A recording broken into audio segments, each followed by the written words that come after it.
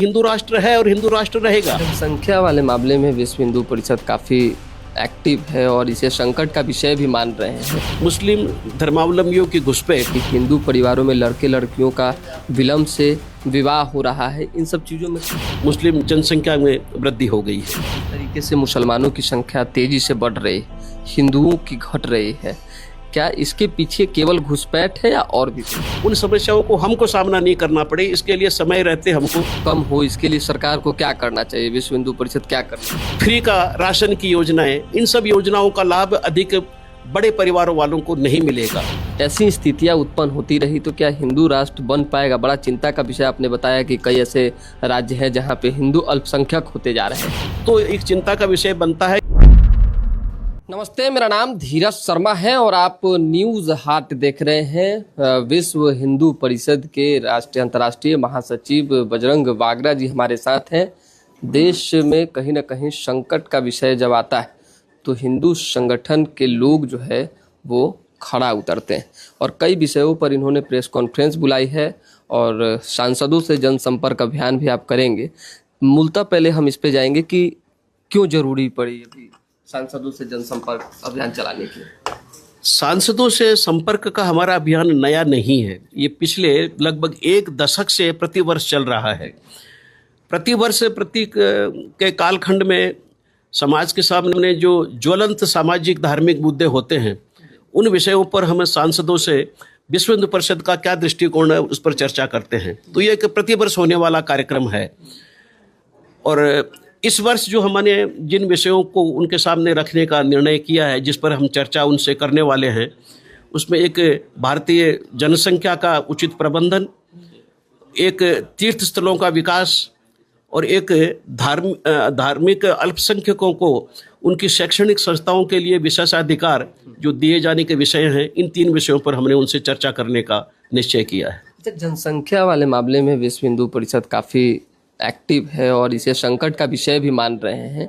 क्या होना चाहिए? आप बता रहे हैं कि हिंदुओं की संख्या घट रही है, आपने लिख रखा है कि हिंदू परिवारों में लड़के लड़कियों का विलम्ब से विवाह हो रहा है, इन सब चीज़ों में कौन मतलब पिछड़ रहा है? कैसे चीज़ें ठीक होंगी?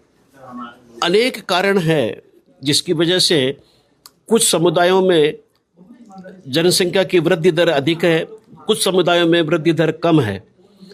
हिंदू, जैन, सिखों में कुछ अपने कारण हैं जिसकी वजह से जनसंख्या बढ़ नहीं रही है, या तो स्थिर है या कम हो रही है। जिसमें जैसे आपने कुछ बताया, एक की भी विवाह की आयु में अब जो है पहले 20-21 लड़की की होती थी, अब 27-28 हो गई। लड़के की पहले 22-23 में होती थी, अब 29-30 तक होने लग गई। तो एक तो देरी से होने वाले विवाह है, वो एक कारण है। दूसरा कारण है परिवारों में बच्चों का संख्या कम होना, और उसका मुख्य कारण कि जब महिला बाहर काम करने जाती है तो बच्चों को संभालने के लिए अब कोई उचित व्यवस्था नहीं है, क्रेच की व्यवस्था नहीं है।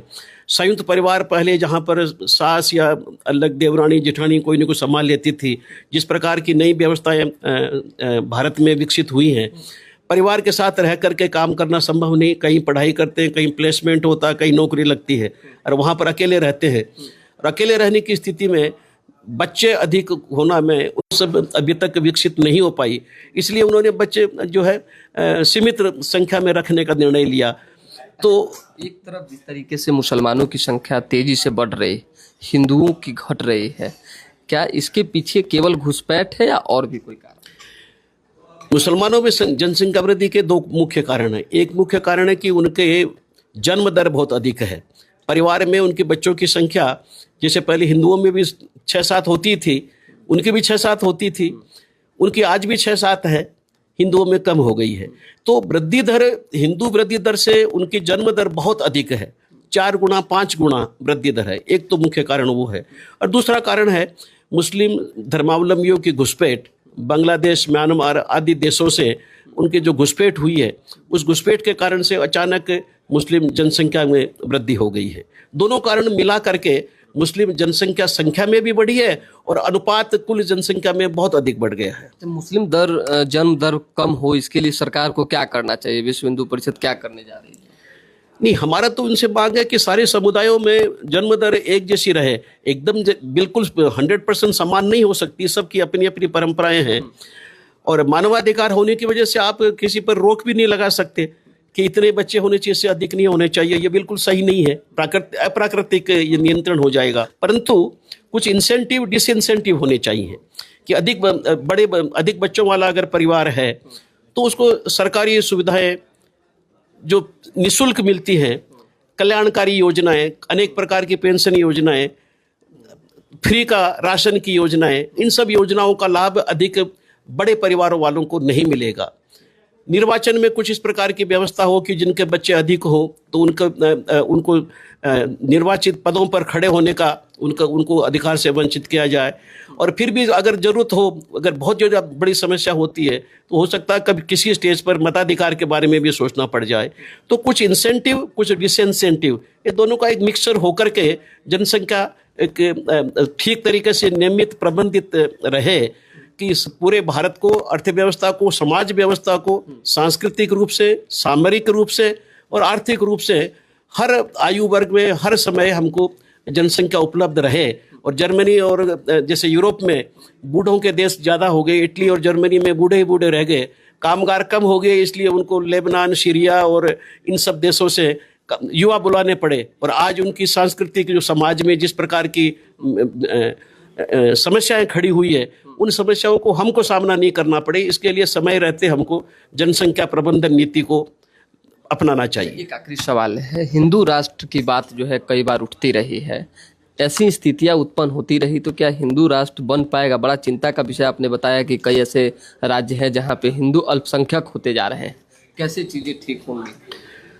भारत हिंदू राष्ट्र था और हिंदू राष्ट्र है और हिंदू राष्ट्र बना रहना चाहिए। हिंदू राष्ट्र होने की कोई वैधानिक संवैधानिक घोषणा की आवश्यकता ही नहीं है। हिंदू एक सांस्कृतिक अवधारणा है और इसलिए सांस्कृतिक अवधारणा के चलते हिंदू राष्ट्र है और हिंदू राष्ट्र रहेगा। परंतु अगर इसको एक बहुत ही सीमित धार्मिक दायरे की दृष्टि से देखें तो एक चिंता का विषय बनता है कि हम जिस प्रकार से धार्मिक स्वतंत्रता का एक वातावरण पूरे देश में बना हुआ कितने वर्षों तक और रह सकता है। इसीलिए हम कहते हैं कि जनसंख्या प्रबंधन, जनसंख्या नियमन, अल्पसंख्यकों को विशेषाधिकार आदि इन सब विषयों पर समय रहते एक चर्चा हो, व्यापक समाज में चर्चा हो और उसके बाद में जो एक नीति का निर्धारण हो जो सही तरीके से लागू हो। चलिए, बहुत धन्यवाद। देखिए, विश्व हिंदू परिषद बस इतना चाहता है कि हिंदू अल्पसंख्यक न बने और नियम, कायदे, कानून सब के लिए बराबर हों। तो दोबारा भी जुड़ेंगे, फिलहाल अभी के लिए दें हमें इजाजत। हमारे साथ बने रहें, देखते रहें न्यूज़ हाट। बहुत बहुत धन्यवाद।